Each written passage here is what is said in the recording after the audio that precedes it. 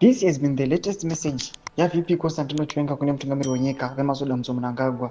Patiri kuona panguva ino VP Constantino Chiwenga vachigunun'una uye vakachitarisira chimuti muna 2028 vachida kuti zvoda kuitwa nevakomana ava muri kuona havana Singizwe Chabangu vakomana veGNU varikuda kuzama kuti vapostpone ma2028 polls vamese kuna 2030.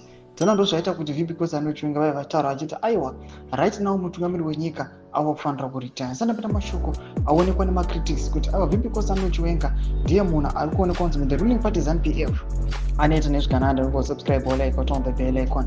Timida pahendo yaComrade Neva Maswera Sei anoposta this video aiwa ratenderera ripa funeral pamuri kuona VP Constantino Chiwenga when he was laying down his ally. Panapa anobuda nyora achiti message loud and clear. Mnangagwa wants to continue ruling out of lifespan bonus years.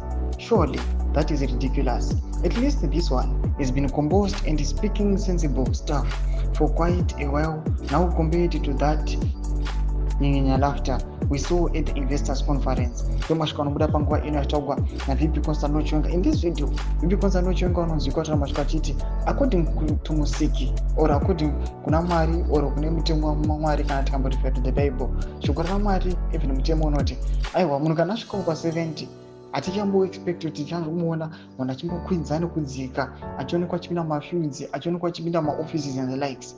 Munhu akufanira kuchigara ochiendawo pamusika ndigere ochionawo vazukuru vake ochionawo zvakashandira makore esapfuura. Mashoko otokwana VP Constantino Chiwenga achiti aiwa kana asvika pa 70 ngaachizorora aonekwa kuti it is a direct attack nemutungamiri wenyika ari kuonekwa kunzi now he is kuma 80s and at the same time is trying to consolidate power aramba achitonga aiwa kusvika kuna 2030 maybe asvike muma 90s.